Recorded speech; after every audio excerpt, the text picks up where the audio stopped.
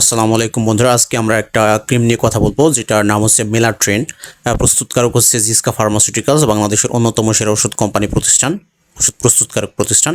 মেলাট্রেনের কাজ মূলত হচ্ছে মিলাজমা বা মিস্তা সহ বিভিন্ন ধরনের ছোট ছোট কালো দাগ এবং ব্রণ পরবর্তী যে সমস্ত কালো দাগ থাকে সেই সমস্ত দাগগুলোকে রিমুভ করার জন্য। এটা হচ্ছে মেলাট্রেন অর্থাৎ মিস্তা। গর্ভকালীন সময়ে যে সমস্ত মিস্তা হয়ে থাকে মেয়েদের এবং তার পরবর্তীতে যে মিস্তা হওয়ার সম্ভাবনা থাকে সেই সমস্ত দাগও এটা মেলাট্রিন ক্রিম খুব সহজেই রিমুভ করে দিতে পারে। তবে সবচেয়ে জটিল এবং গুরুত্বপূর্ণ বিষয় হচ্ছে আমরা কিভাবে এটা ব্যবহার করব এবং কতটুকু ব্যবহার করব। মেলাট্রিন ক্রিমটা আমরা শুধুমাত্র মিস্তা অর্থাৎ মেলাজমা অর্থাৎ মিস্তা এবং ব্রণ পরবর্তী যে সমস্ত ব্রণ পরবর্তী কিন্তু মানে ব্রণের সময় না, ব্রণ পরবর্তী যে সমস্ত কালো কালো দাগ থেকে যায় সেগুলোতে আমরা ব্যবহার করতে পারি।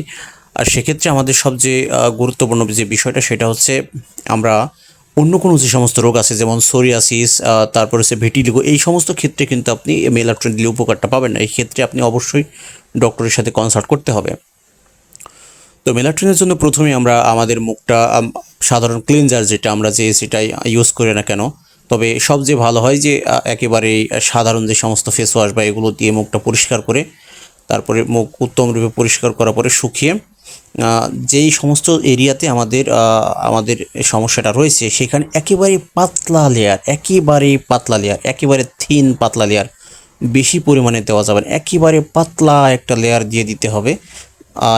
দিয়ে অন্ততপক্ষে ঘুমানোর 30 থেকে 40 মিনিট আগে, যাতে ওটা মানে আমাদের যে স্কিন এটা যেন অ্যাবজর্ব করে নিতে পারে, শোষণ করে নিতে পারে। তাহলে দেখা যাচ্ছে যে আমরা মানে বেটার এফিকেসিটা পেয়ে যাব। আর ঘুমানোর সাথে সাথে বা বেডে শুয়ে দিলে হয় কি আমাদের এটা আসলে অ্যাবজর্ব করার আগেই বালিশ বা কাঁথা এগুলোতে লেগে যেতে পারে। তো দেওয়ার পরে সকালবেলায় আমরা খুব সকালেই আমরা যখন উপরে মুখটা ধুয়ে ফেলবো, আমরা রোদ বা সান অবশ্যই এড়িয়ে চলবো। আর বাইরে গেলেও স্বাভাবিকভাবে আমরা কি করব, অবশ্যই সানস্ক্রিন আমরা লাগিয়ে নেব। এটা আমরা নিয়মিত 7 দিন ব্যবহার করলে, শুধুমাত্র রাতে আমরা ব্যবহার করব এবং সকালে মুখটা ধুয়ে ফেলবো। এরকম 7 দিন ব্যবহার করলেই আমরা মোটামুটিভাবে রেজাল্ট দেখতে পাবো। 7 দিন পরে আমরা খেয়াল করতে পারবো যে হ্যাঁ আমাদের উন্নতি আসছে। মোটামুটিভাবে 1 মাস ব্যবহার করলেই এটা স্বাভাবিকভাবে যত সাধারণ সমস্যাগুলো ঠিক হয়ে যাবে এবং আলহামদুলিল্লাহ আমরা ভালো রকম ফলাফল পেয়ে যাব বলে আশা করি 1 মাস ব্যবহারের ফলে। তবে 1 সপ্তাহ থেকে আপনি এর যে এফিকেসিটা, এর যে কার্যকারিতা আপনারা খুব ভালোভাবে দেখতে পারবেন। আচ্ছা, এখন হচ্ছে সতর্কতা যে বিষয়টা সেটা হচ্ছে খুব গুরুত্বপূর্ণ। সেটা হচ্ছে এটা ডিউরিং প্রেগনেন্সিতে আমাদের যে মেস্তা হয়ে যায় ওই ডিউরিং প্রেগনেন্সিতে কিন্তু দেওয়া যাবে না, এটা নিষেধ আছে। এটা ডিউরিং প্রেগনেন্সিতে দেওয়া যাবে না। প্রেগনেন্সি এবং ল্যাকটিং মাদার এই 2 ক্ষেত্রে দেওয়া যাবে না। এটা দিতে হবে প্রেগনেন্সিতে। যদি দাগ পড়ে আমাদের অপেক্ষা করতে হবে যে এই দাগটা আমরা রিমুভ করব।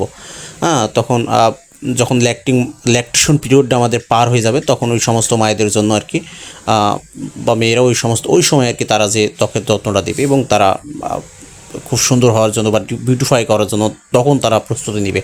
ডিউরিং প্রেগনেন্সি এবং ল্যাকটেশন পিরিয়ডে এটা বা দুধ খাওয়াচ্ছে এরকম মা ব্যবহার করতে পারবে না। এটা হচ্ছে সবচেয়ে বড় ব্যাপার।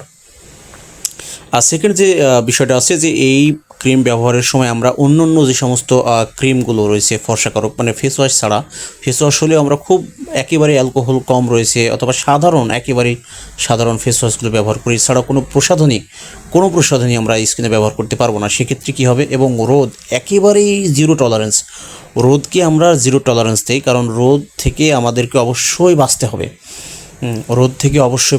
রোদ থেকে এমনভাবে বেঁচে থাকতে হবে যেন আমাদের রোদ যেন আমাদের স্কিন না লাগে। সেক্ষেত্রে আমাদের কীভাবে লাগলে স্বাভাবিকভাবে আমাদের চামড়াটা লাল হয়ে যেতে পারে, চামড়াটা পুড়ে যেতে পারে। তখন আমাদের কিন্তু আমরা প্রস্তুতকারকের দোষ দেবো যে এই ক্রিমের দোষ। আসলে কিন্তু না, বিষয়টা আসলে এরকম না। এই জন্য সবচেয়ে জরুরি হচ্ছে একেবারে একদম অল্প পরিমাণ ত্বকে ব্যবহার করতে হবে।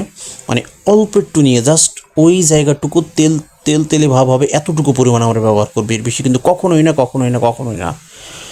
আপনি যদি নিয়মগুলো সম্পর্কে সচেতন না হন, যেমন খুবই অল্প পরিমাণে ব্যবহার করা এবং একেবারে রোদ এড়িয়ে চলা এবং কোনো ধরনের প্রসাধনী না ব্যবহার করা, এই সমস্ত নিয়মগুলো না মানতে পারলে আপনি এই ক্রিমটা ব্যবহার করবেন না। কারণ তাহলে আপনি নিজেও ক্ষতিগ্রস্ত হবেন এবং কোম্পানির যে প্রোডাক্টটা আছে সেই প্রোডাক্টটাকেও আপনি ক্ষতিগ্রস্ত করবেন, পরবর্তীতে আপনি রিভিউ দেবেন যে এটা ভালো না।